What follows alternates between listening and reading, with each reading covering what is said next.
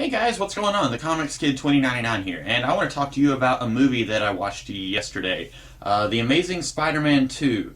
This is a movie that when it came out in theaters, I was kind of hesitant about if I wanted to see it or not. I remembered seeing trailers for it and thinking, that doesn't look as good as the previous movie, and I wound up skipping that movie, especially after I heard a lot of people talk about all the problems that they had with it. I think I heard one person say that they liked the movie. So I was thinking, okay, this isn't really a movie that I have to see, and then a friend lent it to me, and I kind of binged a whole bunch of Spider-Man movies all in the span of a week, and I watched this movie, and I thought it was okay. It does have some problems. It's not as good as the first Amazing Spider-Man movie, but I think it's all right. Basically, the plot here is that it's maybe a year after the events of the first movie. I'm not really sure how much time has passed. Peter and Gwen have now graduated high school, and they're looking for colleges, and you've got Harry Osborn. He has some hereditary disease. His father dies, and he is looking for a cure for this disease. And basically, the only way that he can cure this disease is through the same process that created Spider-Man. So he wants Spider-Man's blood. Spider-Man says, no, I can't give you my blood. And then Harry winds up injecting himself with some of the same stuff that was injected into the spiders that bit Peter, and then that turns him into a goblin creature. You've also got Max Dillon, who is an employee at Oscorp, and through a series of unfortunate circumstances, he becomes Electro, and then he goes out into the middle of the city, and he's sapping energy off of the grid, and then he gets captured. And then also you've got Peter and Gwen, and throughout the movie, they're on again, off again.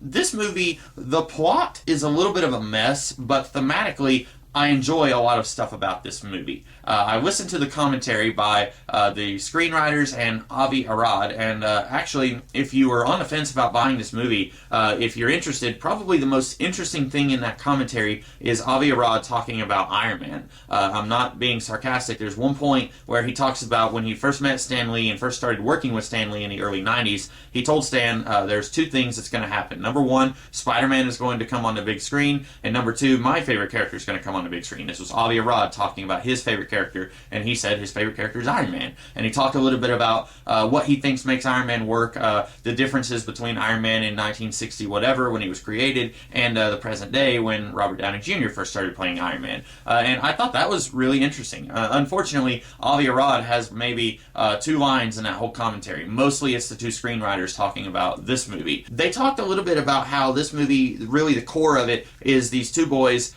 trying to find what their fathers wanted for them. You've got Harry Osborn. He's trying to save his own life, and his father had this incurable disease, and he gets it from his father. And so this whole movie about legacy from your father. And if you've seen the first Amazing Spider-Man movie, you know that Richard Parker, when Peter was like 7, Richard Parker just disappeared, him and his wife, and we don't really know what happened to them. In this movie, we find out a little bit more about what happened to them, but it's still a little confusing. We get this cool action scene at the beginning of the movie that's kind of showing the events of the opening scene from the first movie from Richard's point of view, and we see there's this fight scene on a plane. Someone is trying to kill Richard. Richard maybe survives, maybe he doesn't. In the commentary, the 2 screenwriters talk about how originally they ended the movie with Peter is visiting, spoiler, he is visiting Gwen Stacy's death. If you've heard of this movie at all, you probably already knew that Gwen Stacy dies in this movie.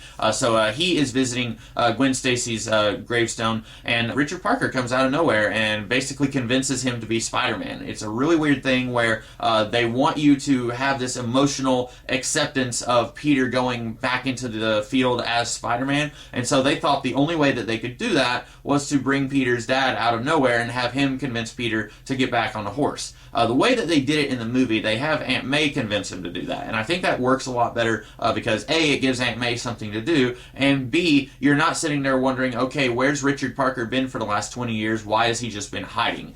So a lot of this movie, like I said, the plot is kind of a jumbled up mess, but thematically, I really like this idea of Peter and Harry are both trying to find out what their fathers wanted, what their fathers were all about. And Harry kind of finds out that his father was mixed up in this really terrible company, and then Peter kind of finds out that Richard Parker left him for a good reason, what he thought was a good reason. And I really like that parallel thematic arc going on in this movie. Unfortunately, the plot itself is a jumbled up mess, like I said. About an hour and a half into this movie, I felt like the story still hadn't really started. I felt like it was still setting up a lot of stuff.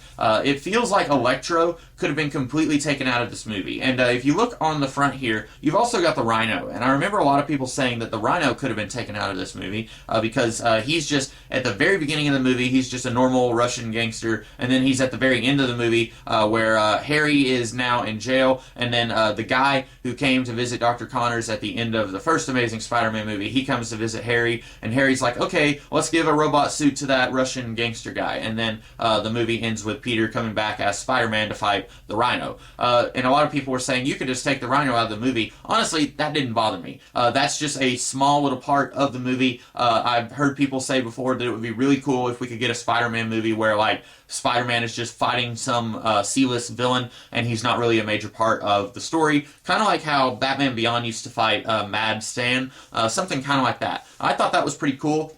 With Electro, I feel like he doesn't really add anything to the story. He's mostly there just to fill up space until we get Harry as the Green Goblin in this movie.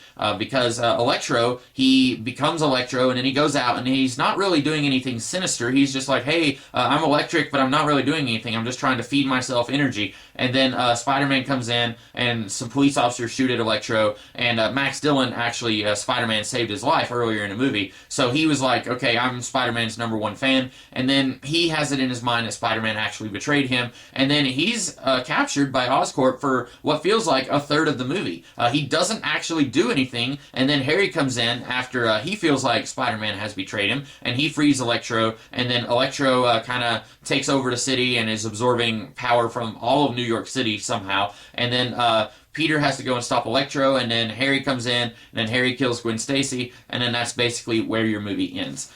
There's a lot of stuff going on here. I feel like this is a movie that was like 2 or 3 drafts away from being a really excellent movie. I think they could have just completely taken Electro out of this film, and I think that we would have been fine. We wouldn't have needed Electro in the story. He doesn't actually add anything here, and you could argue that in the same way that Harry and Peter are kind of on parallel trajectories about their fathers and their legacies that their father left behind, also Harry and Max are kind of sort of on parallel trajectories where Spider-Man abandoned them when they needed them most, and also where Oscorp kind of abandoned them. Because you got this thing where basically anytime anyone even mentions Max Dillon, there's this secret guy who is basically running Oscorp. He will send his security people to like make them disappear. And Harry somehow finds out about Max Dillon, and then this guy comes in and accuses Harry of covering up Max Dillon's death, and then he has Harry ejected from the building and fires him somehow, even though Harry is in charge of Oscorp. And basically then Harry comes in and is like, okay, I need your help because Oscorp abandoned you and they abandoned me, and also Spider-Man abandoned you and he abandoned me.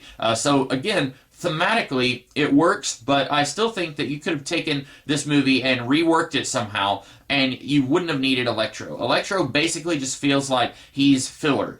For the first 2/3 of the movie, you need Spider-Man to fight somebody until Harry can become the Green Goblin at the end, and so we've got Electro here, but he doesn't actually add anything other than taking up space and waiting and killing time until Harry can come in and be the actual villain of the movie.